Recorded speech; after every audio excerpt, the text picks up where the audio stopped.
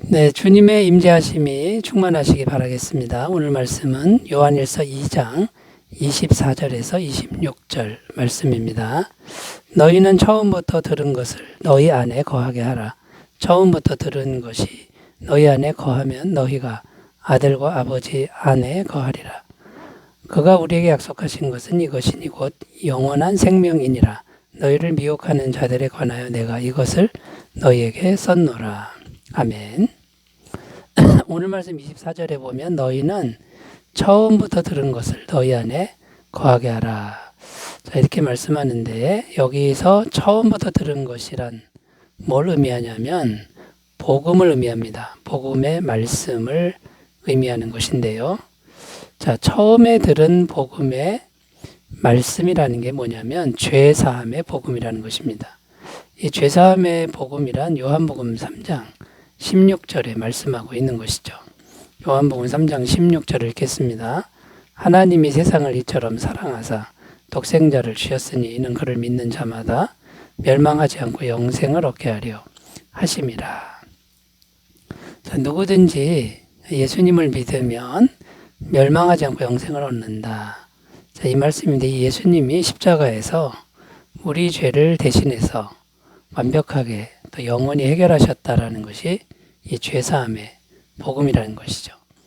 자, 이 죄사함의 복음이 제대로 되려면 예수님의 성육신을 믿어야 됩니다. 하나님이 실제로 사람이 되신 말씀을 믿어야 되고, 그 다음에 십자가에서 실제로 죽으셨다, 실제로 우리와 같이 피를 흘리셨다라는 것을 믿어야 되고, 또 3일 만에 부활하셨다, 또 승천하셨다. 자, 이런 복음의 내용을 믿어야 되는 게 이게 바로 죄사함의 복음이라는 거죠. 이렇게 처음부터 전한 복음이 죄사함의 복음인데 이것을 그대로 믿으라고 지금 말씀하고 있습니다. 자, 그런데 사도 요한이 왜 이런 말을 하는 것일까요? 영지주의자들 때문에 이런 말을 하는 거죠. 영지주의자들은 이 죄사함의 복음을 망가뜨린다라는 겁니다. 왜곡시킨다라는 건데 성육신의 말씀을 부인합니다. 그 다음에 십자가에서 죄를 해결하는 이 죄사함의 말씀을 이걸 무너뜨리는 것이 영지주의라는 거죠. 그런데 이 죄사함의 복음을 따르지 않으면 하나님의 은혜는 없다라는 것입니다. 이 죄사함의 복음을 따라가야 하나님의 은혜가 반드시 있고 실제로 있는데 어떤 은혜가 있는 것일까요? 오늘 그것을 함께 살펴보면서 은혜를 나누겠습니다. 첫 번째는 이 죄사함의 복음을 우리가 믿으면 성삼위 하나님과 실제로 교제하게 되는, 실제로 만나게 되는 은혜가 있다라는 겁니다. 24절을 읽겠습니다. 너희는 처음부터 들은 것을 너희 안에 거하게 하라. 처음부터 들은 것이 너희 안에 거하면 너희가 아들과 아버지 안에 거하리라. 여기 처음부터 들은 것이 너희 안에 거하면 너희가 아들과 아버지 안에 거하리라 이렇게 되어 있는데 여기 아들과 아버지 안에 거한다 라는 이 의미가 뭐냐면 거한다라는 것은 마음 안에서 실제로 만난다, 사귄다 이런 의미가 있습니다. 요한계시록 3장 20절입니다. 볼지어다 내가 문 밖에 서서 두드리노니 누구든지 내 음성을 듣고 문을 열면 내가 그에게로 들어가 그와 더불어 먹고 그는 나와 더불어 먹으리라. 예수님이 우리 마음에 들어오셔서 우리와 함께 같이 먹는다. 이건 같이 교제한다. 실제로 만나서 사귄다. 이런 의미가 되는데 영이신 분이 우리 마음에 들어오시는 거죠. 그래서 실제로 교제하게 되는, 사귀게 되는 그런 일이, 그런 은혜가 생긴다라는 거죠. 자, 실제로 만나서 사귀는 게 중요한데 왜 중요하냐면 실제로 만나고 실제로 사귀어야 하나님의 은혜도 실제로 우리에게 공급이 된다라는 겁니다. 우리 인간들의 모든 고통의 문제, 그 다음에 고난의 문제, 힘든 문제는 이 하나님과 교통이 안 되고 단절된 데서 왔다고 성경은 증언하고 있는 겁니다.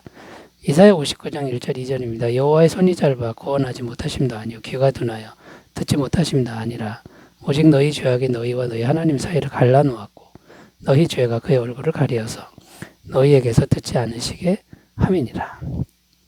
하나님과 교통만 되면 이런 문제는 없을 텐데 단절이 되니까 이제 우리에게 수많은 문제와 고통, 고난이 왔다라는 겁니다. 그래서 이 하나님과 단절된 상태에서 다시 연결이 되려면 이 죄사함이 있어야 됩니다. 이 죄가 해결되어야 되는데 죄가 해결되려면 처음부터 들은 복음의 말씀을 굳게 붙들어야 된다라는 겁니다. 영지주의의 가르침을 따라가면 이 죄가 해결되지 않기 때문에 하나님 은혜가 실제로 오지 않는다라는 것이죠. 이 영지주의는 예수님의 성육신을 인정하지 않습니다. 또 예수님이 육체로 실제로 십자가에서 죽어서 죄사함을 이룬 이 복음을 부인한다라는 거죠. 자, 그러니까 이 영지주의 가르침을 따라가면 안 된다라는 거고요. 실제적인 은혜가 이제 죄사함을 믿는 사람들에게 오는데 로마서 8장 32절 자기 아들을 아끼지 아니하시고 우리 모든 사람을 위하여 내주시니가 어찌 그 아들과 함께 모든 것을 우리에게 주시지 아니하겠느냐.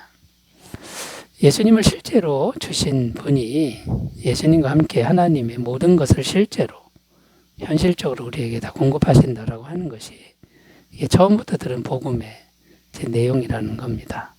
자, 그래서 이 죄사함의 복음은요, 성삼위 하나님과 이제 단절되지 않고 계속 연결되는, 만나서 사귀게 되는 이런 은혜를 이제 주신다라는 것을 꼭 기억하셨으면 좋겠습니다.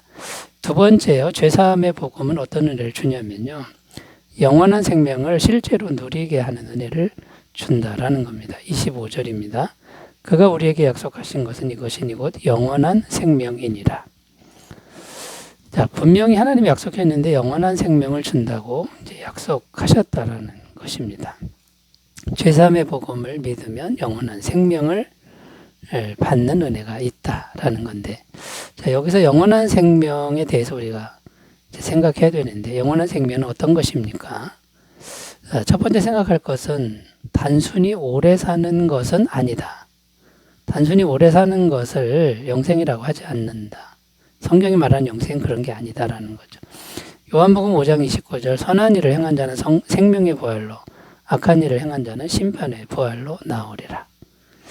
자, 죽은 자가 다 살아나는데 어떤 사람은 생명을 얻기 위하여 부활하는 거고 어떤 사람은 심판받기 위하여 부활한다라고 되어 있습니다. 그러니까 단순히 오래 산다라는 개념은 성경이 말하는 영생의 개념이 아니다라는 거죠. 자, 그러면 성경이 말하는 영생은 뭡니까? 무엇입니까? 이 영원한 생명은 하나님 자신이라는 겁니다. 그 하나님 자신이고 하나님과의 사귐이라는 것이죠. 요한복음 17장 3절입니다. 영생은 곧 유일하신 참 하나님과 그가 보내신 자 예수 그리스도를 아는 것이니이다.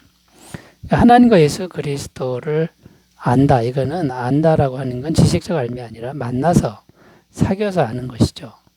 그러니까 영생은 하나님이고 영생은 예수님인데 하나님과 예수님, 곧 영생이신 분을 만나서 사귀면서 아는 거니까 우리가 그 영생을 경험하게 되는 거고 영생을 전가받게 된다라는 그런 의미가 이제 되는 겁니다.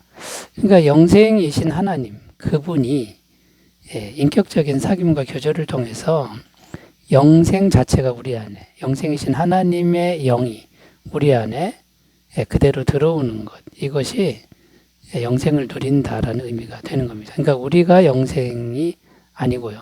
또 영생이라는 어떤 물질을 우리가 공급받는 게, 획득하는 게 아니라 영생이신 하나님과 교제하는 것이다라는 겁니다. 요한복음 14장 6절입니다. 예수께서 이르시되 내가 곧 길이요 진리요 생명이니 나로 말미암지 않고는 아버지께로 올 자가 없느니라. 여기 보면 예수님이 곧 생명이다. 예수님이 곧 영생이다. 이렇게 말씀하고 있습니다. 그러니까 마음 안에서 교제하고 사귀는 것이 이렇게 중요하다라는 것을 우리가 꼭 기억하셨으면 좋겠습니다. 죄사함의 복음은 영생이신 하나님과 계속 사귈 수 있도록 하는 은혜를 준다라는 것이죠. 세 번째로 가겠습니다. 죄사함의 복음은 어떤 은혜를 주냐면 미혹되지 않게 한다라고 말씀합니다. 26절입니다. 너희를 미혹하는 자들에 관하여 내가 이것을 너희에게 썼노라. 자, 미혹하는 자들 이렇게 되어 있는데 미혹한다는 의미가 무엇일까요? 미혹이라는 건요, 하나님과 멀어지게 한다 이런 의미가 있습니다. 그런데 죄사함의 복음을 믿으면 미혹되지 않는다라는 것이죠. 멀어지지 않는다. 왜 그럴까요? 항상 죄가 사해지니 항상 하나님과 연결이 되면 연결이 되지 멀어지지 않는다라는 거죠. 로마서 8장 1절 2절 그러므로 이제 그리스도 예수 안에 있는 자에게는 결코 정죄함이 없나니 이는 그리스도 예수 안에 있는 생명의 성령의 법이 죄와 사망의 법에서 너를 해방하였습니다. 이 죄사함의 복음은 죄가 사해지니까 생명의 성령의 법이 죄와 사망의 법에서 해방했기 때문에 멀어지지 않는다라는 거고요. 반대로 영지주의 가르침을 따르면 하나님과 이제 멀어진다는 겁니다. 왜냐하면 죄가 해결되지 않았기 때문에 이 죄는 하나님과 우리 사이를 가로막는다라는 거죠. 이 영지주의자들은요, 죄악된 행실을 하면서 죄를 지면서도 괜찮다고 하는 사람들입니다. 영만 구원을 받는 거고 육체는 원래부터 악하니까 아무렇게나 해도 상관없다라는 이제 그런 사상이기 때문에 죄가 항상 있는 것이고 하나님으로부터 멀어지게 될 수밖에 없는 것이죠.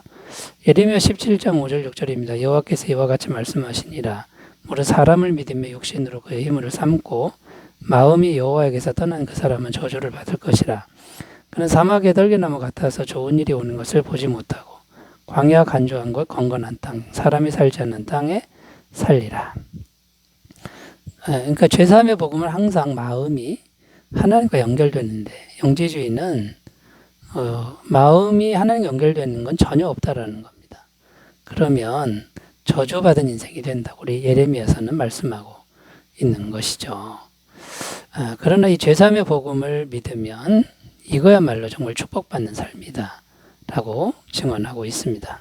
예레미야 17장 7절 8절 그러나 무릇 여호와를 의지하며 여호와를 의뢰하는 그 사람은 복을 받을 것이라.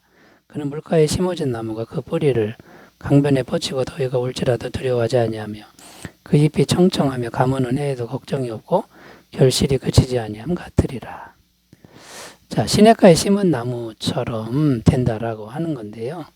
우리 마음이 영원한 생명이신 예수님과 연결되어 있기 때문에 우리가 시냇가에 심은 나무처럼 된다라는 거죠. 여기 마음이 굉장히 중요하고요. 이 마음이 죄사함만 있으면 영생이신 주님과 계속 연결이 되고 미혹되지 않고 멀어지지 않는 그런 삶이 될 줄로 믿습니다.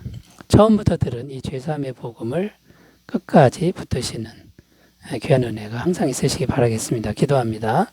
하나님 아버지, 이 죄사함의 복음을 우리가 굳게 믿게 하여 주옵소서. 예수님의 이름으로 기도드립니다. 아멘. 좋은 하루 되시기 바라겠습니다. 감사합니다.